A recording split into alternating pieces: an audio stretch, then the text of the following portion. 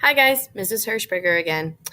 Today, we are going to continue our conversation about the explorers, and we're going to get more specific. By now, you should have known or should know what motivated them, what obstacles stood in their way, and what they accomplished.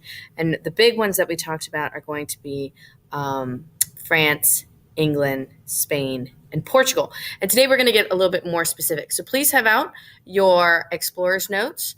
This is the page that has the map on the back. You're going to be completing the map after this presentation. Now, admittedly, there's a lot of information on each one of these individuals, and you are more than welcome to get involved or dig deeper into it on your own. I encourage that. If you would like to download this so that you can read all the information on the slide, you can. It is in Schoology. I'm going to be more hitting on the names of the individuals as well as what we need to know about them for our test and also some memory tricks. So Spain, as you can see on your screen, we have Francisco Coronado. What we need to know about him is he's going to be exploring the Southwest, mainly the Colorado River. That should be a review from Unit 1. And I want you to consider who is already there, Pueblo. So he is going to go and interact with the Pueblo. Now, unfortunately, Francisco Coronado, he does spend his time looking for the 7 cities of gold. He hears this. It is my understanding that he believes the Pueblo have a map to this, and when they don't give that map to him, he gets very angry. And starts enslaving the Pueblo and having them, or American Indians there, and having them dig for gold. He is considered a failure because he didn't find any gold, but he does spend all of his time looking for it. And again, here's a zoomed in picture of where he's going. So he's going to be in the Southwest, all in that area, searching for gold to bring it back to Spain so that the Spanish monarchs can continue to fuel their empire. At this time that we're studying, Spain is the one who has the most power. All right, so for your French explorers, we will have 2.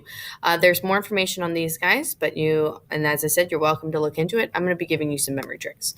So first we have Samuel de Champlain, or de Champlain. Sometimes we just call him Champlain. Whatever works best for you. He's going to be founding Quebec, Canada. The memory trick I've used in the past for this is that a lot of times you can kind of pair up the names. Francisco Coronado sounds Spanish, and Colorado sounds from the Spanish language. Samuel de Champlain sounds French, as does Quebec, which sounds French. So you compare this together. He is going to, again, be trying to find a way to Asia. He is looking for the Northwest Passage, which does not exist. So he's trying to go north and cut through because, again, they don't have a complete map of North America, so they're not exactly sure what is there. He will go down the St. Lawrence River, which you have to admit is pretty close, as close as you're going to get. He gets pretty far inland into North America, and he will find American Indians there. Consider which tribe we've already talked about that he could run into. While there, he is looking for fur, specifically beaver fur. It is used to make hats and coats. Beavers are waterproof, and they are indigenous, or they are the words on the tip of my tongue. They are from North America. And the Europeans see this animal that has fur that literally the water will wash right off, and this is very new for them. They want a lot of it. As I said, he will be trading with the American Indians to get these fur, and he's really focusing his time in the St. Lawrence River and the Great Lakes. Now, he does find a body of water that he names for himself called Lake Champlain. He will, like I said, go on to claim what we know as Quebec. Now, here we have Robert Lasalle, or Robert Lasalle. He will claim the Mississippi River Valley. He will go up across the Atlantic, up the Gulf of Mexico, and then find what we now know as New Orleans and go up the river. He's going to claim the entire valley. One memory trick I've used in the past is people mispronounce his name intentionally and call him Salle, and it rhymes with valley. Also, you could consider that the Mississippi has 4 S's, and his name is Lasalle. So you could consider that. Sometimes it can be tricky to keep the 2 French explorers straight. So he will go down the Mississippi River to the Gulf of Mexico. He claims the entire Mississippi River Valley for France. He's going to name this Louisiana, which you may have heard of because in 1803, the United States will purchase Louisiana from France. So hopefully you can make a connection there. Oops. All right, so as we said, he is going to be exploring the Mississippi River and claiming that territory. This brings us to England. Now, our English explorer is going to be John Cabot. He is the one that we need to know. In 1497, King Henry will hire him to find a quick route to the Indies, hoping or racing against France and Spain. And remember, we talked about glory. They're all in competition. So John Cabot is going to explore Eastern Canada. Again, the languages are the connection here. He will explore the area we now know as Newfoundland, which when you look at it, literally spells new found land in English. So again, there's another connection. You should be able to identify the people based on their name and where they are going. All right, John Cabot is going to be key for us because this is United States history. And even though the United States doesn't exist yet, John Cabot is going to be instrumental in claiming the land for England that will ultimately be colonized. More about that in our next unit. Just like Christopher Columbus, he felt he could reach the Indies by sailing west.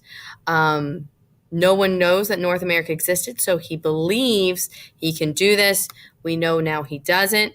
When he gets to Newfoundland, he makes the same mistake Columbus does. He thinks he's in Asia, but actually we know he's in North America. He will find, interestingly enough, we know that he establishes land, but he's going to find the resource of cod, which is a type of fish, and they're going to be sending this back to England. They pack it in barrels full of salt so that it's preserved. Obviously, they don't have refrigerators. They send it back to England. Sadly, though, he will leave for another voyage. He leaves England with 5 ships to try once again to find a route to the Indies. However, only one ship returned, and it was not the one that had John Cabot on it. So no one knows for sure exactly what happened other than that the ships went down. And his legacy, again, is that he will claim Eastern Canada and start England's entrance in North America. Because he does this, that is why we then get Jamestown. Here you can see his exploration routes. And this brings us to our last one, which is going to be Portugal. Now, Portugal, we don't have a specific explorer that we need to know for our test. What we do need to know is they are going to make voyages of discovery to West Africa. West Africa has a lot of very valuable things that the Europeans want. Instead of going to try and find a route to the Indies or to Asia, Portugal goes where they know they can get the stuff they want. They're going to go to West Africa. We're going to have a whole separate page of notes on this exchange, and that's going to be in a few days. So by now, you should have enough information to flip the page over and complete the map on the back. Here's an example, a messy example, admittedly. You need to follow these instructions. Here, let me circle them for you. You need to follow these instructions in order to receive full credit. Also, don't forget your key. And you'll notice that I labeled the lines. This is going to be a good study tool for you because, as we know, when we see a map, I can almost guarantee you that'll be on your test. We'll be talking about this more in class.